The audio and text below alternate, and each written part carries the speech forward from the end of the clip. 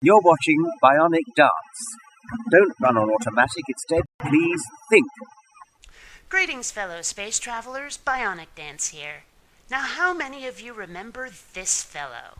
I answered one of his videos once before, and I thought I was done with him, but he just said something extraordinarily stupid. So let's do this.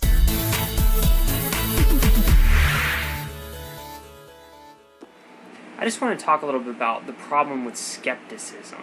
A lot of people like to describe themselves as skeptics, especially a lot of people who criticize the Bible. While that is, in fact, true, I think you'll find that far more people describe themselves as skeptics when they're involved in the sciences. That is, after all, the very basis of science is finding things out through skeptical investigation rather than just assuming the truth of what you initially think. And, there's a big problem with skepticism, though, because, if you hear a lot of these people talk and, they read the Bible and, any story in the Bible, they'll be like, well, where's the proof for this, story in the Bible? Well, yeah. Think about it. Wouldn't you want to believe something that's true instead of something that's just a made-up fairy tale? And how do you tell if it's true without doubting, without checking to make sure? But nobody can operate as a true skeptic.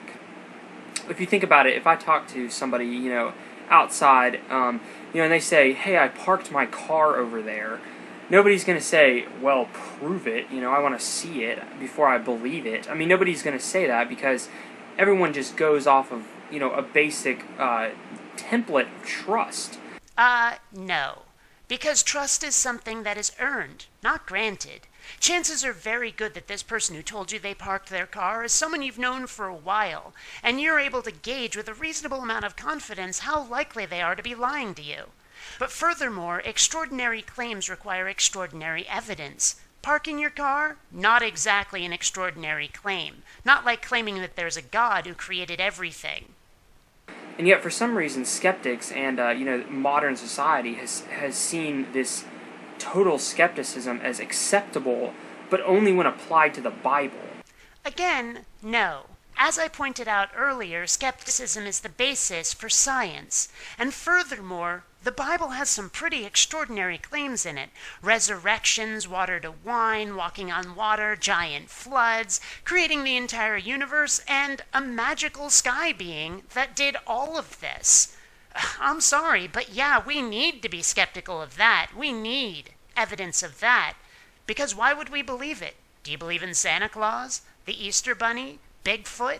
These are all extraordinary claims too, and yet we apply skepticism to those, don't you? Think about it. So, I just watched a documentary tonight on Abraham. It's on Netflix. And at the end they ask a bunch of experts their opinion about whether or not they thought Abraham was a real person. And one guy gets on there and he's like, well, Abraham's got to be a composite of a bunch of different people. So, there's no way to know that, whether Abraham existed or not.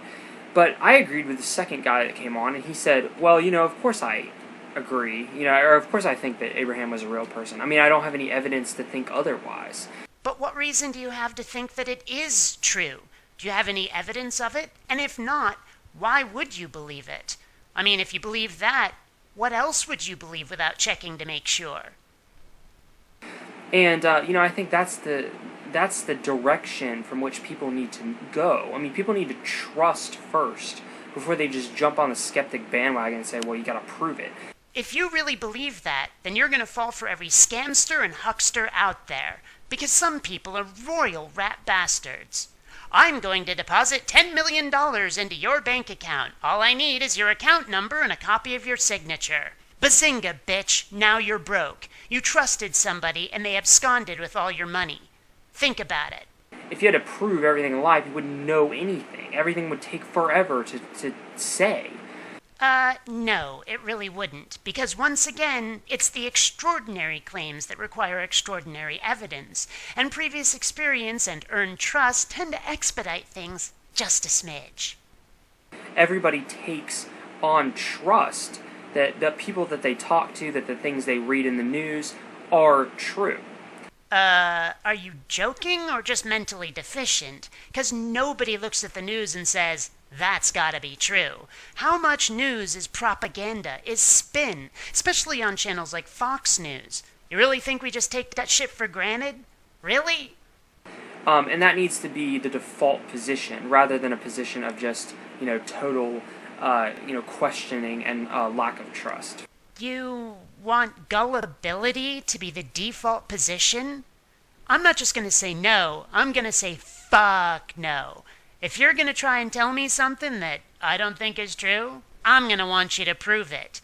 Yeah, I'm not just gonna trust people automatically. In fact, don't run on automatic. Instead, please think.